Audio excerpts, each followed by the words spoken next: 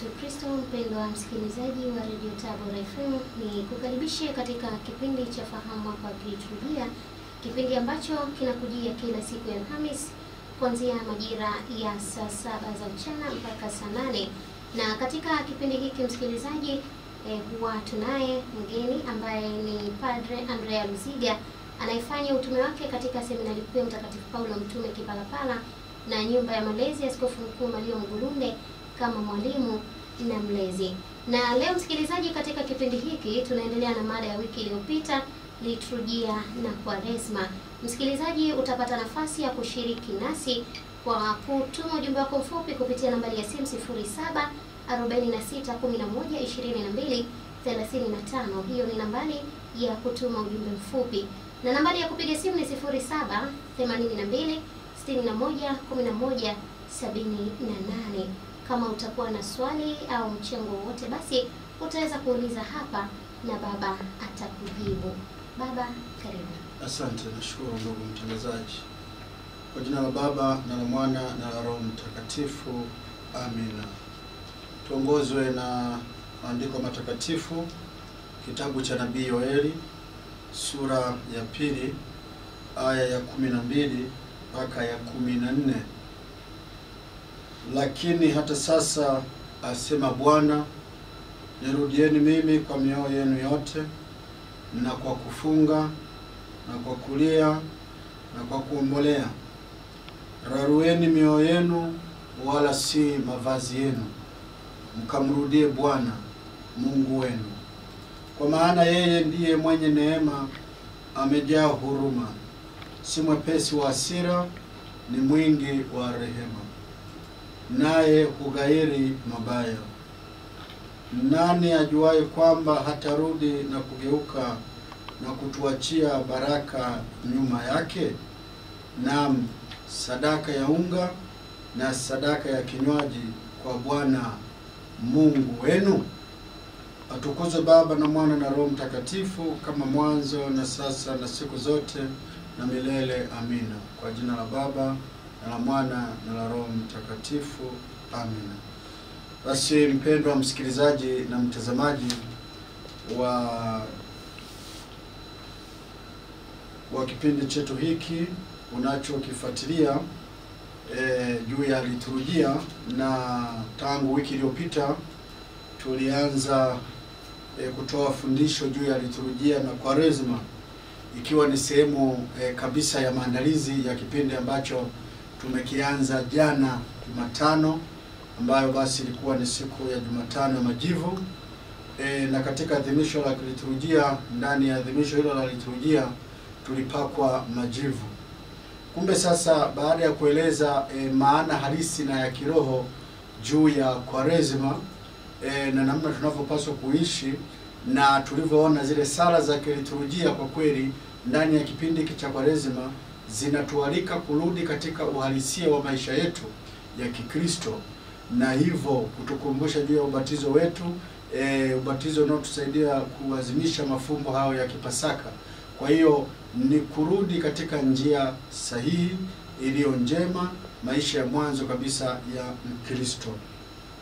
Kumbe sasa leo tunapenda kwa sehemu ya kwanza tuanze kuangalia lile tendo lililofanyika ndani ya liturujia la kupakwa majivu, kwamba majivu yana maana gani katika kipindi hiki cha Kwaresma, na kwa nini tunapoanza kipindi cha Kwaresma basi tunapakwa majivu. Kumbe sehemu ya kwanza hii ya Kwaresma na majivu, au uhusiano wa Kwaresma na majivu, ni vizuri tuanze kwa kujiuliza maswali juu ya alama hii tunaopakwa ya majivu. Ndugu zangu, tukiuliza swali kwamba hivi majivu yanahitajika kwa ajili ya kuanza kipindi cha Kwaresma, wengi jibu tutakalolitoa na tumaini kabisa tutasema ndiyo, yanahitajika. Na mimi nikikujibu pia nitakujibu ndiyo, yanahitajika. Sasa swali la pili, je, majivu kwa menyewe ndiyo yanafanya kipindi cha Kwaresima kianze? Au je, kipindi cha Kwaresima kinategemea majivu? Kwa swali jibu linakuja hapana. Hatutegemei majivu ili kipindi cha Kwaresima kianze. Kipindi cha Kwaresima kenye kipo kinaanza na siku ya Jumatano, ambapo ndani yake sasa tunaanza na alama hiyo ambayo inatusaidia kama ambavyo tunavyoendelea kueleza hapa kutupa maana ya kiroho ya Kwaresima ambayo tayari tunaifahamu. Kumbe ni vizuri tutambue kwamba majivu tupakwayo kwa yenyewe ni alama tu, kwa yenyewe sio Kwaresima, ila ni alama ya nje ya kujikubali sisi ni dhaifu, sisi ni wadhambi, sisi ni mavumbi, na kwamba tunakimbilia na kuhitaji msaada wa Mungu katika kupambana na hali yetu mbaya ya dhambi.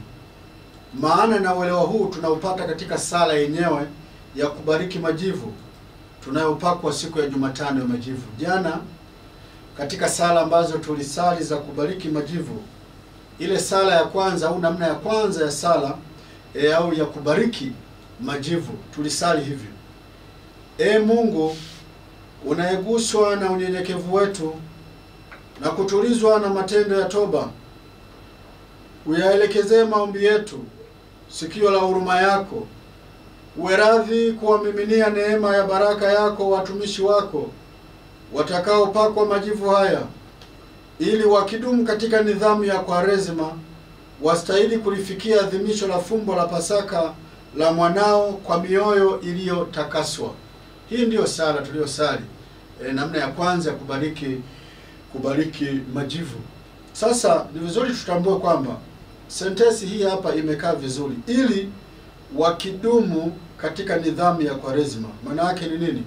Kama mtu amepakwa majivu lakini hadumu katika nidhamu ya Kwaresima, maana yake amepakwa majivu yale bure na amechafua tu paji lake la uso bure. Kwa hiyo umepoteza muda.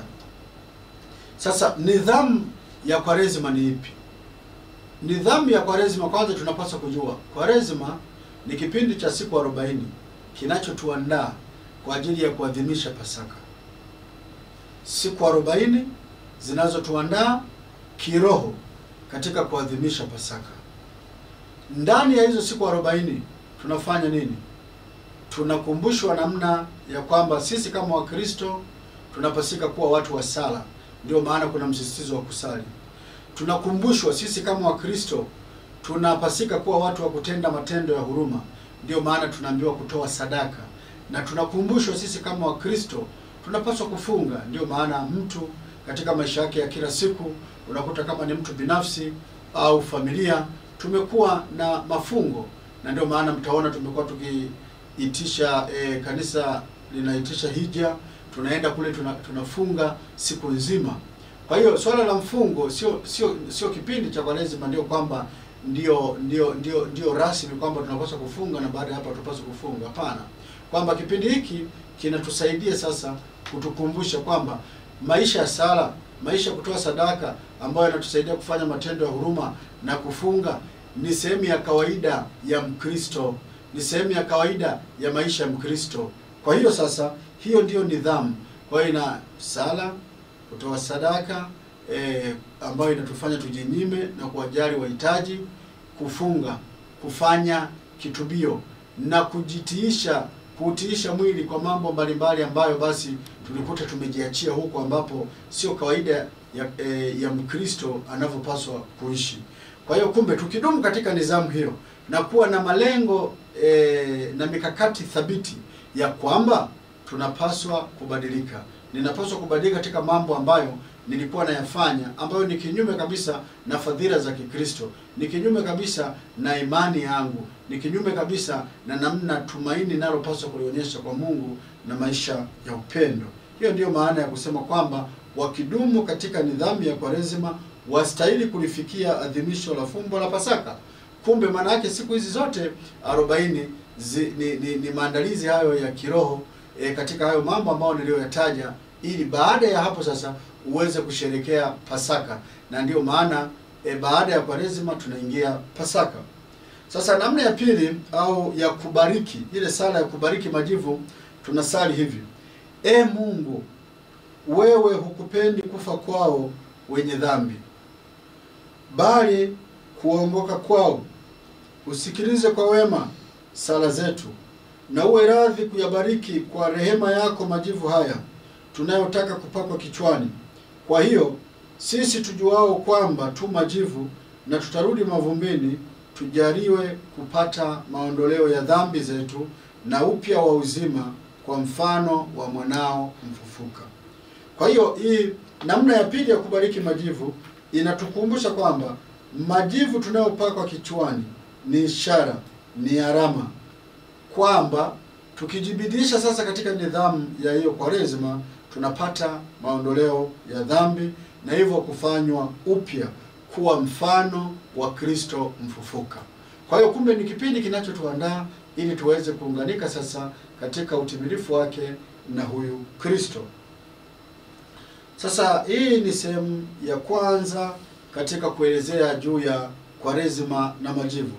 Sasa sehemu ya pili ya kuelezea juu ya Kwaresima na majivu ni uthibitisho wa kibibilia juu ya kupakwa alama idhihirishayo toba au upatanisho.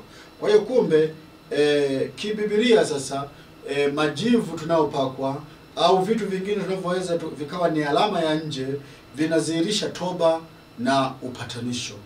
Sasa ni vizuri tukajua kwamba msingi wa majivu au kupakwa majivu ni wa kibibilia na ni zaidi, si zaidi tu ya majivu tu, lakini pia tunaona hata udongo, lakini pia kuna mahali pengine ambapo tunaona hata samadi ambao watu walipakwa au walijipaka kwa ajili ya kuonyesha ile hali ya toba na unyenyekevu na upatanisho na kutubu mbele ya Mwenyezi Mungu ili wawe na uhusiano mwema na Mungu na wanadamu. Sasa katika maandiko matakatifu tukianza na kitabu cha Mwanzo sura ya 3 aya ya 19. Kitabu cha Mwanzo sura ya 3 aya ya 19 inaweka wazi kwanza sisi binadamu tu hali gani, sisi binadamu tu hali gani. Aya ya 19, Mungu alipokuwa na mlani Adamu, aya ya 19 akamwambia, kwa jasho la uso wako utakula chakula hata utakapoirudia ardhi ambayo katika hiyo ulitwaliwa, kwa maana mavumbi wewe, nawe mavumbini utarudi. Ndio maana takumbuka jana katika kupakwa majivu kuna namna mbili. Namna ya kwanza mwanadamu mavumbi na mavumbini utarudi. Namna ya pili tubuni na kuyamini. Kwa hiyo mwanadamu mavumbi na mavumbini utarudi. Tunakumbushwa sisi tumeumbwa kwa udongo na kwamba tutarudia mavumbi kwa kifo, lakini tutafufukia katika uzima mpya. Sasa hii ni maana ya kwanza. Kwa hiyo tunapopakwa majivu, mwanadamu mavumbi na mavumbini utarudi, maana yake tunakubali hali ya kufa, kwamba sisi kama binadamu tuna hali ya kufa, tutakufa siku moja na kurudia katika hali hiyo, na sisi tu mashahidi wa mambo hayo. Tuna ndugu zetu, tuna watu ambao tayari wameshatangulia mbele ya haki, tunawazika na tunatupia udongo. Pale anasema wewe ulikuwa mavumbi na mavumbini utarudi, na baada ya hapo tunapita tunaanza kuweka udongo, basi nakulia sana. Ndio hali halisi hiyo ya kibinadamu, na baada ya hapo basi maisha yanapita, tunaendelea.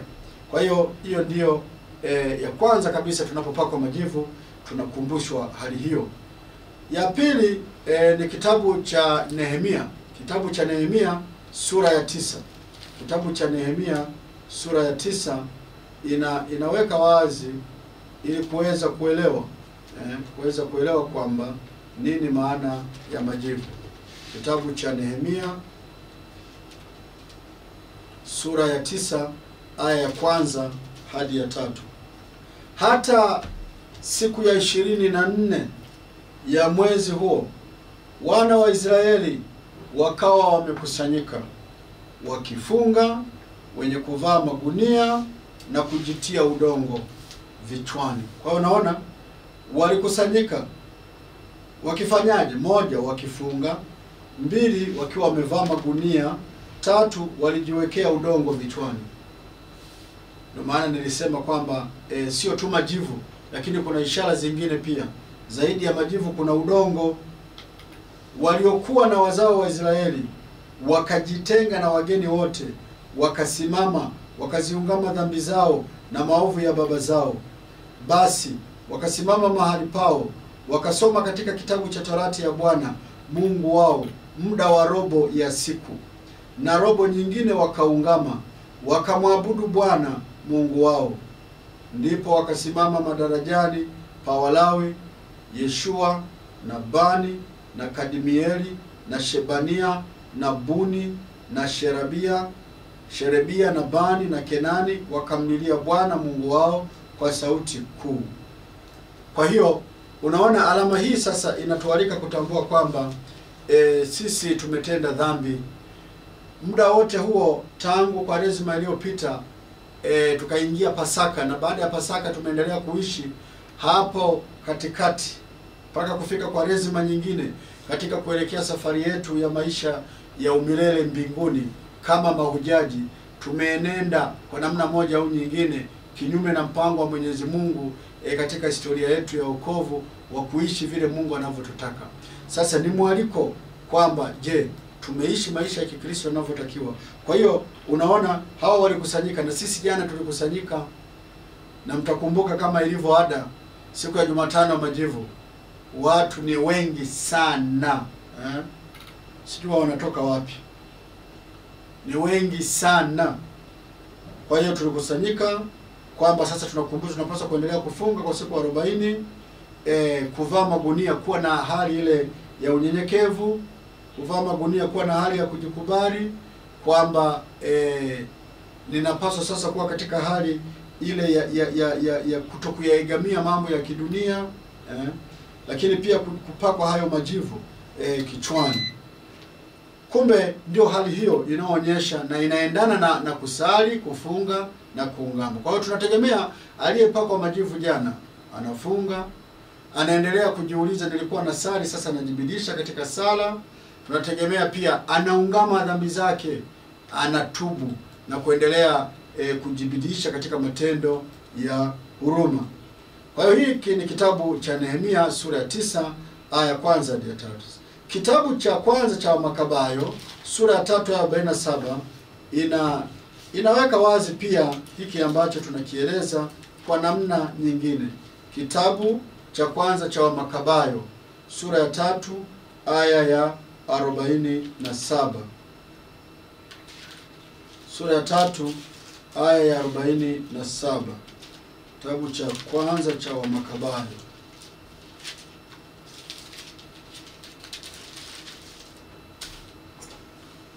Aya ya 47.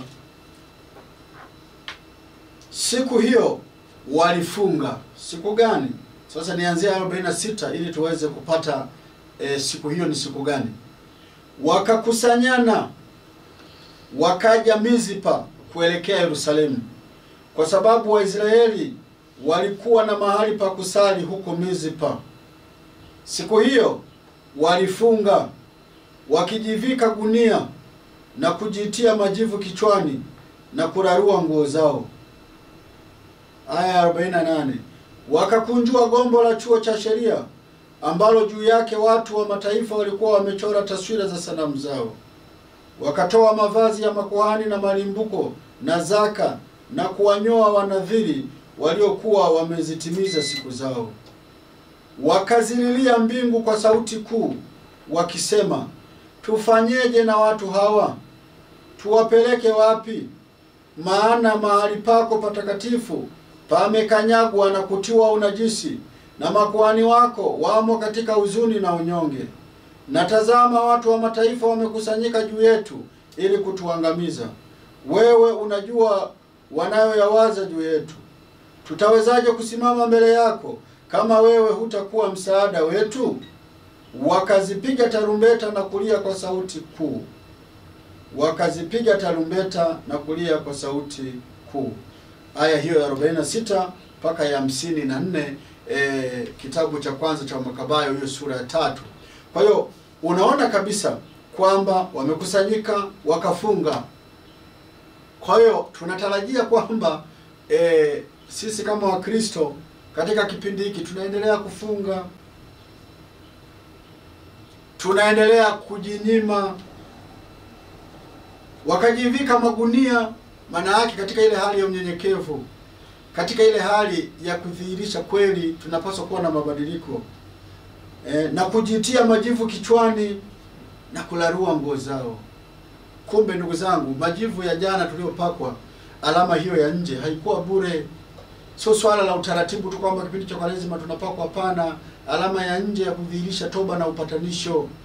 Sasa kama mtu umepakwa majivu alafu haufanyi na hauishi nidhamu ya kiliturujia kupitia Kwaresima, kwa kweli unakuwa umekosea sana na unafanya kosa. Kwa hiyo unaona mambo hayo ambavyo yanavyoendana na kupakwa majivu: kufunga, kusali, kutubu, kuungama, kujipatanisha na Mungu. Kwa hiyo kutoka kitabu cha kwanza cha Makabayo sura 3:46 mpaka 54, na kitabu cha Esther. Kitabu cha Esther kinaweka wazi, kitabu cha Esther kinaendelea kutusaidia kuona kabisa kwamba hali halisi tunayopaswa kuielewa juu ya tunapoanza sisi kipindi hiki. Sura ya 3 aya sura ya 4 aya ya kwanza hadi ya 3. Sura ya 4 aya ya kwanza hadi ya 3, kitabu cha Esther. Basi Mordekai alipojua mambo yote yaliyofanyika, Mordekai alizirarua nguo zake, akajivika gunia pamoja na majivu. Unaona? Alizirarua nguo zake, akajivika gunia pamoja na majivu. Akatoka hata kufika katikati ya mji, akalia kwa sauti kuu ya uchungu. Pia akafika hata mbele ya mlango wa mfalme, maana hakuna awezaye kuingia ndani ya mlango wa mfalme hali amevaa magunia. Na katika kila jimbo ambako amri ya mfalme na mbiu yake imewasili, palikuwako msiba mkuu kwa Wayahudi, na kufunga na kulia na kuomboleza, na hata wengi wakalala juu ya gunia na majivu. Kwa hiyo unaona hii alama ndugu zangu inaendana na kulia, inaendana na kufunga, inaendana na kutubu. Kwa hiyo ni alama ya nje ambayo imetusukuma, imefungua mlango kwamba wewe unayepakwa majivu unahuzunika kwa sababu ya dhambi zako. Wewe unayepakwa majivu kuanzia leo utafunga. Wewe unayepakwa majivu kuanzia leo utakuwa unajinyima kwa ajili ya wahitaji. Wewe unayepakwa majivu kuanzia leo utaweka mkakati wa kuungama ili uyarudie masakramenti. Kama ulikuwa upokei masakramenti, maana yake sasa unapaswa kurudia maisha mapya, kuanza upya, kurudi nyumbani.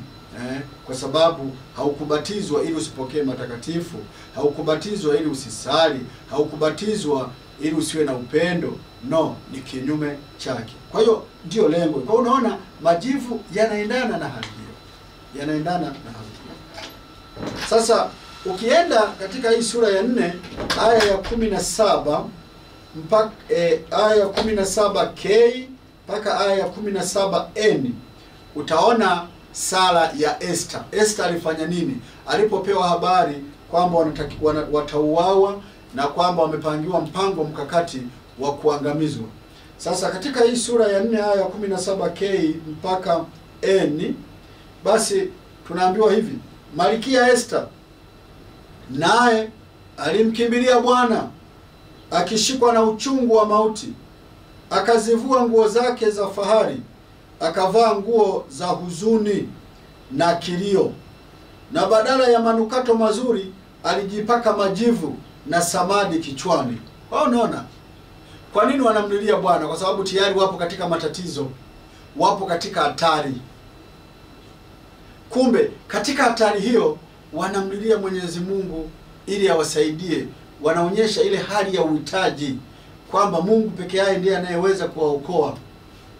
Kwa hiyo Unaona, Malkia, emfikiria Malkia Esther kaondoa nguo zake za kifahari za kimalkia, akavaa magunia, akajipaka majivu na samadi. Nadhani samadi mnaifahamu, sitaki kuitaja. Samadi mnaifahamu ni nini? Amejipaka kichwani, akajinyenyekesha mwili wake, hata mahali pa mapambo ya furaha alijifunika kwa nywele zake zilizofumuliwa. Maana yake alifumua nywele. Yaani ingewezekana sasa hivi kipindi hiki cha Kwaresima tusione kina dada na kina mama mnasuka, mnajiremba, mnafanya nini, yani kwamba mimi huwa napenda kusuka, yani napendeza kweli. Sasa sitaki kusuka kwa sababu ya hali yangu ya maisha ya kiroho mbele ya Mwenyezi Mungu. Kwa hiyo ninafumua nywele, ninaziache tu zinabaki hali ya kawaida, ili sasa katika kipindi kizima hiki nguvu nitakayoipata ya kiroho iendelee hata baadaye napoendelea kusuka, lakini niwe nimerudi katika mstari. Kwa hiyo huo ni mfano tu kwamba kwamba pamoja na yote tutakayofanya, tusuke tusisuke, lakini lazima nidhamu ya kiliturujia kupitia Kwaresima tuishi. Ndio maana unaona Malkia Esther tunasema akajinyenyekesha mwili wake, hata mahali pa mapambo ya furaha alijifunika kwa nywele zake zilizofumuliwa, akamuomba Bwana wa Israeli akisema, Bwana wangu, wewe peke yako u mfalme wetu. Kwa hiyo anakiri juu ya ukuu wa Mungu. Kwa hiyo ndugu zangu, ni vizuri sasa tuendelee kuelewa, na natumaini tunaelewa kwamba kwa nini tunapaka majivu, na hiyo alama ya nje ina lengo gani katika maisha yetu katika kipindi hiki. Kumbe hatuendi tu kupakwa majivu tu kama kupakwa majivu. No. Na ndio maana ni aibu sana na inauma sana. Yaani tumepakwa majivu, tulikuwa idadi kubwa kweli. Aya, misa za katikati ni kweli sio lazima, lakini basi kwa Mkristo ambaye anaona ana nafasi, anapaswa kusali, basi ahudhurie. Lakini Dominika sasa, utashangaa kuona ile idadi waliokuja siku ya Jumatano ya majivu sio ile idadi ambao watakao kuja kwenye Dominika. Sasa hawa waliokuja kwenye hii siku ya Jumatano ya majivu walikuja kufanya nini? Kwa nini hakuna ule mnyororo unaoendelea, ule mstari unaoendelea sasa? Maana yake kuna shida mahali fulani. Hatujaelewa nini maana ya kipindi cha Kwaresima na hiyo alama. Hiyo alama yenyewe haina maana yoyote kama hauishi nidhamu ya Kwaresima. Ndugu yangu, ni kupoteza muda tu. Kwa hiyo ni lazima iendane na mabadiliko. Ndio maana sehemu hizi zote za maandiko matakatifu ambao ni neno la Mungu mwenyewe, umeona ambavyo limeweka wazi. Kwa hiyo lazima iendane. Yaani isipoendana kwa kweli ni kazi bure. Hizi alama za nje za kiliturujia zina maana ya kuleta hali ya ndani ya kiroho na imani na muunganiko na Mungu. Na ndio maana nimewaambia sisi Wakristo wa Katoliki tuna alama nyingi sana zinazotusaidia na ishara nyingi. Lakini kama hatuishi kadiri ya alama hizo, maana yake ni kazi bure. Kwa hiyo ni kitabu cha nabii cha Esther sura ya 4 aya kwanza hadi ya 3 na aya 17k mpaka n. Lakini tukienda kitabu cha nabii Daniel, kitabu cha nabii Daniel sura ya 9, kitabu cha nabii Daniel sura ya 9 aya ya 3, sura ya 9 aya ya 3.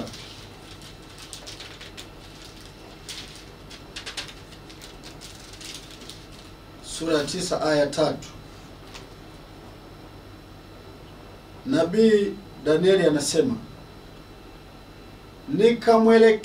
nikamwelekezea Bwana Mungu uso wangu ili kutaka kwa maombi na dua pamoja na kufunga na kuvaa nguo za magunia na majivu.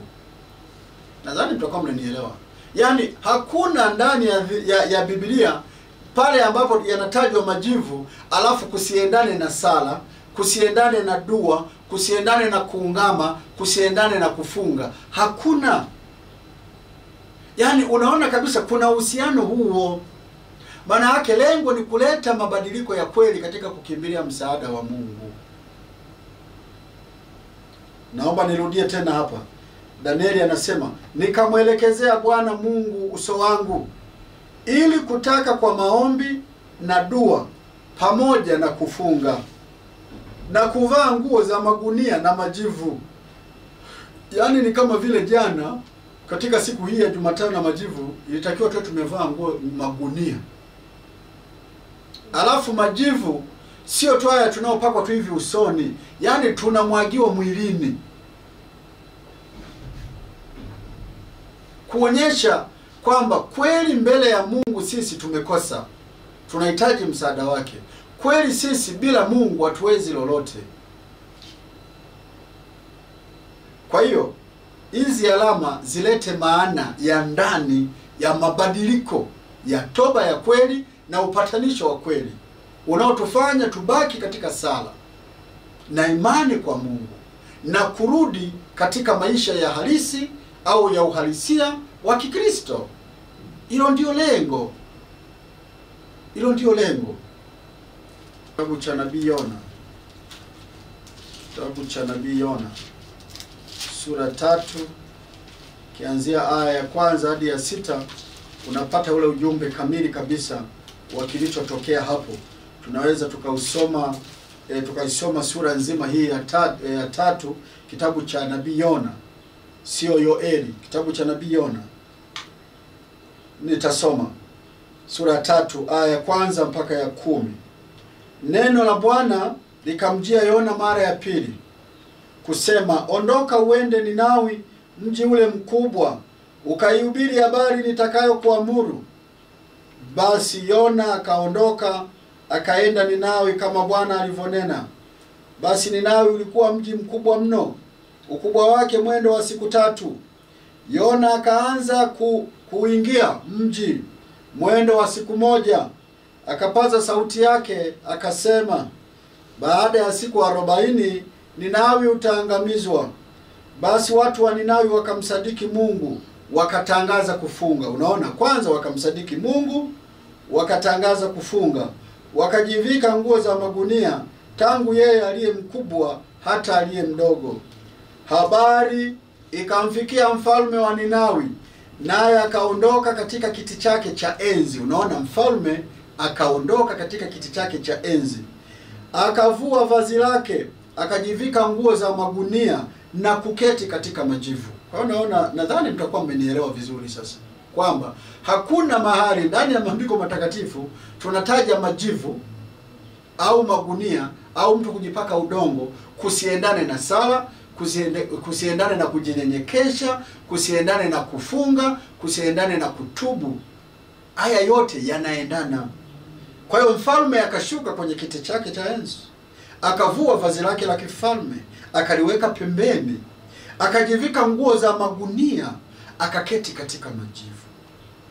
Naye akapiga mbiu, akatangaza habari katika mji wa Ninawi kwa amri ya mfalme na wakuu wake kusema, mwanadamu asionje kitu, wala mnyama, wala makundi ya ng'ombe, wala makundi ya kondoo. Wasile wala wasinywe, bali na wafunikwe nguo za magunia, mwanadamu na mnyama pia.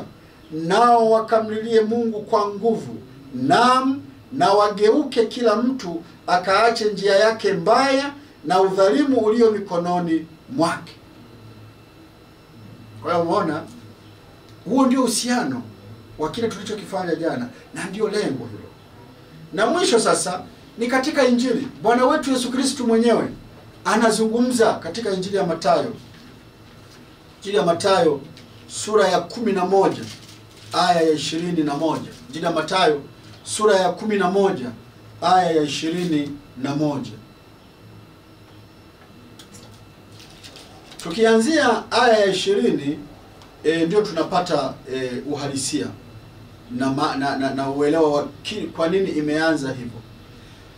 Sura hii ya 11 aya ya 20 mwinjili Mathayo anaandika, ndipo akaanza kuikemea, yani Yesu akaanza kuikemea miji ile ambamo ndani yake ilifanyika miujiza yake iliyo mingi, kwa sababu haikutubu.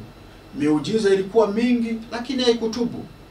Ole wako Korazini, ole wako Betisaida, kwa kuwa kama miujiza iliyofanyika kwenu ingalifanyika katika Tiro na Sidoni, wangalitubu zamani kwa kuvaa magunia na majivu.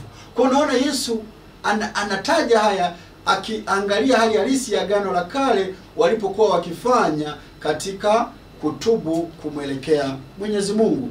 Kwa hiyo majivu yanaendana na mabadiliko ya ndani ya mtu kumwelekea Mwenyezi Mungu. Kwa ajili ya kuendelea na kipindi chetu ambapo umepata kufahamu maana ya Kwaresma, lakini kwa nini tunapaka majivu kwa kipindi cha Kwaresma. Msikilizaji, unayo nafasi ya kuendelea kutuma ujumbe wako mfupi au kupiga simu kupitia nambari ya simu 074611 2235. Hiyo ni nambari ya kutuma ujumbe mfupi, na nambari ya kupiga simu ni 0782 61 11 78. Na hapa naona kuna ujumbe wa kwake msikilizaji kabla baba haujaendelea. Huyu anasema, je, kwani kufunga lazima kwa kipindi cha Kwaresma ni lazima kupaka majivu ndipo ufunge? Na je, kwa mtu ambaye hajapaka majivu haruhusiwi kufunga? Ni swali la kwake msikilizaji, hajataka kusema yeye ni nani. Baba, karibu uweze kujibu. Msikilizaji, kama ambavyo tangu mwanzo nimeanza kueleza, na kama umefuatilia vizuri, nimeanza kwa kuuliza maswali mawili, kwamba swali la kwanza, je, Kwaresma inategemea majivu? Ndio hivyo nimeanza kuuliza, na kwamba tunahitaji kupakwa majivu ili tuanze kipindi cha Kwaresma. Kumbe nikasema kwamba kikawaida katika kanisa kuna kitu kinaitwa mapokeo, na mapokeo haya yanajinyumbulisha katika maandiko matakatifu, kwamba ukifuatilia katika maandiko matakatifu utaona kwamba katika kusanyiko lolote lile linalolenga zaidi maisha ya toba, maisha ya upatanisho, lilitanguliwa na alama fulani. Alama hiyo ilikuwa ni udhihirisho wa kile ambacho kimo ndani. Na kama umefuatilia vizuri na umesikiliza kwenye sehemu za maandiko matakatifu hizi ambazo nimezinukuu, utaona au walipakwa majivu, au walijipaka udongo, au walijipaka samadi na kuvaa magunia. Hiyo ni alama ya nje inayodhihirisha unyenyekevu, inayodhihirisha kumlilia Mwenyezi Mungu, inayodhihirisha kumkimbilia Mwenyezi Mungu, kwa sababu mimi kama binadamu ni dhaifu, ninahitaji msaada wa Mungu aliye nguvu yetu, ambaye yeye aweza yote, atakayo Mungu ni Mwenyezi.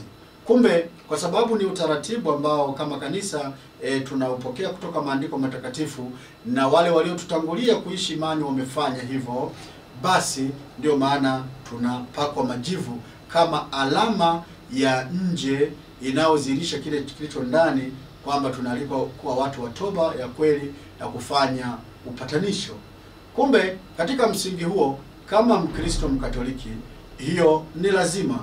Sasa ya pili inakuja, kunawezekana kwamba mtu mwingine jana kupakwa, kuna wagonjwa, kuna mtu labda alikuwa na ratiba ambayo kwake ilikuwa ngumu, kuna wengine basi mazingira yao kuna hawakuweza kufika na kadhalika, na uwezo kuwafikia watu wote. Lakini cha msingi ni nini? Cha msingi ni kwamba kipindi cha Kwaresma kinaanza na tukio hilo, ambaye anayepata nafasi anapakwa hayo majivu, lakini ambaye hakupata nafasi kama hao magrupi hao watu nilivyowataja, kwa hiyo inakuwa haina shida yote ile. Cha msingi ile ni alama ya nje inayodhihirisha ile hali ya ndani. Sasa wewe hata kama hujapakwa majivu, lakini kama malengo au kuishi kwako ile nidhamu ya Kwaresma unaifanya, ile Kwaresma inabaki katika hali hiyo. Kumbe hii ni alama ya nje, na ndio maana nisema sio lazima kwamba majivu kwa mfano katokea hamna kipindi hicho unafanya nini. Kumbuka corona ilivyoingia hatukupaka majivu, lakini tuliendelea na nini, na Kwaresma. Lakini katika hali ya kawaida, kama ni tukio ambalo watu tunalifanya, basi tunalifanya kwa sababu ni utamaduni na mapokeo na mira yetu sisi wa Kristo wa Katoliki. Kwa hiyo ni vizuri ufanye, isipokuwa mazingira tu haya kuruhusu. Asante. Na msikilizaji, Na msikilizaji, ni matumaini yangu kwamba baba anaweza kukujibu kwa uzuri kabisa. Kwa hiyo wewe ambaye haujapaka majivu, sije ukasema basi kwa vile sijapaka majivu siwezi kufunga au siwezi kufanya matendo ya huruma. Kumbe nafasi ni ya kwako, unaweza ukafanya yale yote na kuishi nidhamu ya Kwaresma. Baba, tuendelee, tuko tunasubiria simu ya msikilizaji. Asante, nashukuru sana. Basi mpendwa msikilizaji na mtazamaji, sehemu hii ya pili na ya tatu naomba nieleze yale yapaswayo kufanywa katika kipindi hiki cha Kwaresma ndani ya adhimisho la kiliturujia. Ukifuatilia mwongozo wa kanisa juu ya adhimisho la kiliturujia kipindi cha Kwaresma, kwanza kabisa tumeambiwa hivi au maelekezo yako hivi: mapambo yawe ya kiasi au yasiwepo kabisa ndani ya kanisa. Kwa maana namna ya kuweka maua, kupamba pale taleni, yale maua yasiwepo. Kwenye zile sanamu ambazo tunaweka pia maua yasiwepo. Kwa hiyo ni sehemu ya kwanza. Kwa nini? Kwa sababu tupo katika hali kwa kweli ya kutafakari juu ya hali ya dhambi ambayo inaoleta majonzi na maombolezo na maumivu ya kiroho ya kujitenga na Mungu kwa sababu ya dhambi. Kumbe mnajua nyinyi wenyewe, inapotokea kwamba kuna maombolezo, ndugu yetu amefariki, huwa kuna namna ambavyo pale sebuleni tunapaweka, kwa sababu tunajua atakuja wageni na nini, kulikuwa kuna vitu hivi, basi tutaondoa, tutaweka hivi, kuweka katika hali fulani ya kimsiba. Kumbe sisi tuna msiba, na msiba wetu ni upi? Ni kwamba katika dhambi tunakufa na hivyo tunajitenga na Mungu. Kumbe tunalia kutokana na maisha yetu ambayo tumekuwa tukiyaishi nyakati nyingine au wakati mwingine tumejikuta tumejitenga na Mwenyezi Mungu, na tunajua unapotenda dhambi unakufa kiroho. Kumbe katika hali hiyo tuna huzuni sasa, tunahuzunika, Mungu kweli tulikukosea, tumefanya hili jambo ambalo sio jema. Kwa hiyo ile hali tunapoingia kanisani na kuona hakuna maua ambayo au mapambo, tayari tu inavuta picha ya mimi kwamba napaswa kuweje katika kipindi hiki. Lakini pia hata mavazi ya kiliturujia ya kipindi hiki ni urujuani au zambarau. Zambarau ina namna mbili, au inaleta maana ya matumaini, lakini pia maana ya huzuni. Kwa hiyo huzuni inaonipelekea katika matumaini kwamba Mungu aturehemu, Mungu atusamehe, atupe nguvu ya kuendelea kuunganika naye tukidumu katika nidhamu hiyo ya Kwaresma. Kwa hiyo ni sehemu ya pili. Alama ya tatu inayoonekana, kinanda, kwamba kinanda kiwe cha kawaida, kiwe kwa ajili ya kusindikiza nyimbo, kisipigwe kwa maana ile kama vile tupo labda disco au sherehe na nini. Mnajua kinanda bado hata maelekezo yake, hata ingekuwa sio kipindi cha Kwaresma, kipigwe kwa staha, sio midundo ambayo utafikiri tuko disco. Hapana. Kwa hiyo ndio katika hali hiyo kwamba kinanda kipigwe kwa kiasi, kisindikize nyimbo, hata ngoma zenyewe hazipigwi, kuonyesha hiyo hali kwamba kumbe hizi alama ambazo tunazozifanya zitusaidie sasa kwamba kuona kama mapambo yapo. Tunavaa rangi ya urujuani au zambarau, kinanda kinapigwa kwa kiasi, ngoma hazipigwi. Sasa inakuwaje mimi sasa katika hali halisi ya kujinizamu kiroho? Kumbe lazima sasa niweke mpango, mkakati. Na ni vizuri tukajua kwamba hizi siku 40 sasa za Kwaresma zinaanzia siku ya jana ya Jumatano ya Majivu mpaka siku ile ya Alhamisi Kuu, kabla ya kuanza misa ya karamu ya Bwana ile jioni. Ndio siku 40 na ndipo kipindi cha Kwaresma kinaisha. Kwa hiyo siku hizi zinatawaliwa na kufunga, zinatawaliwa na kusali, zinatawaliwa na kufanya matendo ya huruma, ndio kutoa sadaka, kutubu na kuungama, ili kwamba haya matendo ambayo kwa kweli sio mapya, ni matendo ya Mkristo katika maisha kila siku. Lakini kipindi hiki sasa, ukiweka hiyo bidii ya sala, ukiweka hiyo bidii ya kufunga, bidii ya matendo ya huruma, kwamba baada ya hapo utakapoingia katika Pasaka uwe ni mwendelezo wa kufanya hivyo hivyo, kwa sababu tunategemea utakuwa umepata nguvu kubwa sasa ya kiroho inayokusukuma sasa ubaki katika njia kuu, ubaki nyumbani, urudi katika upendo wako wa mwanzo. Kwa hiyo hiyo ndio hali ambayo tujue kwamba Kwaresma inaanza hiyo Jumatano ya Majivu mpaka zile siku 40 ile Alhamisi Kuu, kabla ya misa ya jioni ya karamu ya Bwana. Hapo tunakuwa tumemaliza kipindi cha Kwaresma. Na baada ya hapo sasa ndio tunaingia Pasaka. Ndio maana kuna zile siku 3 kuu za nini, za Pasaka, ambapo inatanguliwa na Alhamisi jioni ambayo inaenda siku nzima mpaka Ijumaa. Maana yake Ijumaa, alafu Jumamosi Kuu na ule mkesha wa Pasaka mpaka Jumapili kesho yake, tunakuwa tumemaliza siku 3 kuu za Pasaka. Na ndio maana sasa inakuja kwamba kipindi cha Kwaresma ni kipindi cha kiroho au safari ya kiroho inayotuandaa kuenda kusherekea Pasaka. Na Pasaka tunaanza kusherekea lini? Tunaanza kusherekea katika ile karamu ya Bwana, katika utangulizi wake, ile jioni ya Alhamisi Kuu inayoenda mpaka Ijumaa, Pasaka ya siku ya kwanza, Jumamosi Kuu, Pasaka siku ya pili, na Jumapili yenyewe ambayo sasa ndio utimilifu wa ufufuko. Kwa hiyo kumbe maana ya Pasaka sasa ndio inakuja kwa hizo siku 3 kuu, kwamba ni mateso, kifo na nini, na ufufuko. Ndio maana siku ya kwanza inatambulisha mateso ya Bwana wetu Yesu Kristo na kifo chake, ambayo inatanguliwa na hiyo karamu pamoja na mateso atakayoteswa Bwana na kifo chake na hatimaye kuzikwa. Na hivyo tunasubiri ufufuko wa Bwana siku ya mkesho ya Pasaka na Dominika. Kumbe hiyo ndio hali ambayo nimependa niweke katika hii sehemu ya 3 ili kuweza kuelewa, na hivyo tunapofunga basi tuendelee kujiweka vizuri. Na hivyo Mungu akubariki na kutie nguvu katika kipindi hiki. Asante. Kwa jina la Baba na Mwana na la Roho Mtakatifu. Amen. Na msikilizaji, ni kushukuru wewe ambaye ulikuwa ukifuatilia kipindi hiki cha Fahamu Mwaka wa Kiliturujia, lakini pia ni kushukuru wewe mtazamaji wa Tabora Online ambaye unaendelea kufuatilia vipindi vyetu. Usisahau kusubscribe, like, kucomment, lakini pia kama utakuwa na swali unaweza kucomment hapo YouTube, alafu kwa kipindi kijacho baba ataweza kukujibu. Langu jina ni Siwe Mapoa, nikutakie wakati mwema. Tumsifu Yesu Kristo.